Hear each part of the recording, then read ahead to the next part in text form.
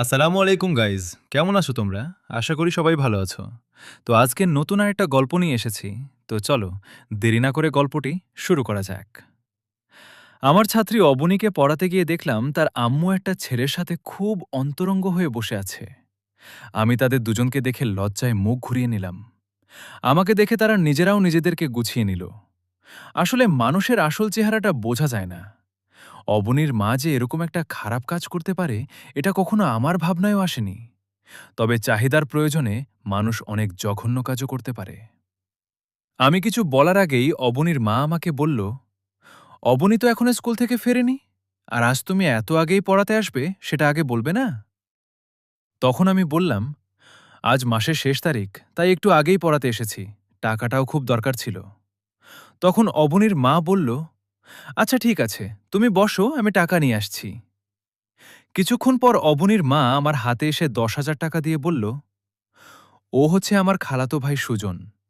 অবনীকে ওর কথা বলার দরকার নেই, তোমাকে অগ্রিম মাসে টাকাটাও দিয়ে দিলাম। টাকাটা নিয়ে আমি চলে আসি। অবনীকে পড়াই আজ 6 মাস হতে চলল। টাকাটা পেয়ে সেখান থেকে মাকে 4,000 টাকা দিলাম আর বোনকে 1,000 টাকা।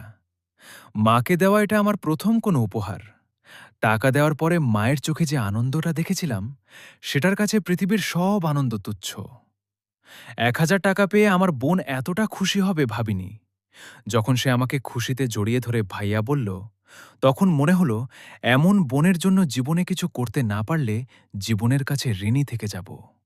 পরের দিন অবনীকে পড়াতে গিয়ে দেখলুম অবনী খুব সুন্দর করে সেজেছে। আকাশী রঙের শাড়িতে মেয়েটাকে অন্য দিনের চেয়ে আজ একটু বেশি সুন্দর লাগছে। অবনী হঠাৎ আমাকে জিজ্ঞেস করল, স্যার, আপনার কি কোনো গার্লফ্রেন্ড আছে? তখন বাধ্য হয়ে বললুম, ছিল এক সময়, তবে এখন নেই। এবার খুশি তুমি? তখন অবনীর চোখে মুখে অনেক আনন্দ দেখতে পেলুম। হঠাৎ নেমে এলো কালো মেঘ। প্রায় 6 মাস পর হঠাৎ করেই জানতে পারলুম অবনীর মা প্রেগনেন্ট। এমন অবস্থায় সব জায়গায় জানাজানি হয়ে গেল। অবনীর মা নিজেকে বাঁচানোর জন্য আমার নামে জঘন্য মিথ্যা অপবাদ দিল। অবনীর সামনে সেদিন কি লজ্জাটাই না পেয়েছিলুম। অবনী অনেক ঘৃণা নিয়ে আমার দিকে তাকিয়েছিল। সে কাঁদতে কাঁদতে যখন বলল, স্যার, আপনি কখনোই একজন শিক্ষক হওয়ার যোগ্যতা রাখেন না, কথাগুলো বলেই অবনী আমাকে ধাক্কা দিয়ে তাদের বাড়ি থেকে বের করে দেয়। এলাকার সবাই জেনে গিয়েছে বিষয়টা। লজ্জায় কারো সামনে যেতে পারতাম না। মা, বাবা, বোন কেউ আমার সাথে আগের মতো কথা বলে না। আমার জীবনটা যেন একাকিত্বের এক নরকে পরিণত হল। ঠিক এমন সময় ফোন দিল আমার প্রাক্তন মিলি। ফোনটা রিসিভ করতেই ওপাশ থেকে ভেসে আসলো বিদ্রূপের সুর। তোমার সাথে বিচ্ছেদ হয়ে ভালোই হয়েছে, এমন একটা কাজ করবে কখনো ভাবিনি। আমি তাকে বোঝানোর চেষ্টা করলাম, কিন্তু সে বিশ্বাস করল না। ঠিক এমন সময় বাবা আমার রুমে আসলেন।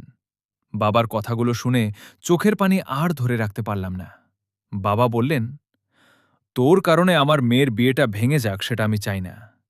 তুই 1 বছরের জন্য এ বাড়ি থেকে চলে যা। আজ রাতেই চলে যাবি। আর তোর কত টাকা লাগবে? আমি কাঁদতে কাঁদতে শুধু শুধু বললাম, না, কোনো টাকা লাগবে না। বাবার ভেতরটাকে আমার কান্না নাড়া দিতে পারল না। বাবা চলে গেলেন। ফোনের দিকে তাকাতেই দেখলাম 21 বার ফোন দিয়েছে মিলি, কিন্তু আমার ধরার ইচ্ছে ছিল না। জানি না কোথায় যাব, যাওয়ার মতো তেমন কোনো জায়গা নেই। তবে যেতে তো হবেই। পৃথিবী তো অনেক বড়, কোথাও না কোথাও জায়গা তো হবেই। পরবর্তী পর্ব দেখতে চাইলে চ্যানেলটাকে সাবস্ক্রাইব করে পাশে থাকবেন। ধন্যবাদ।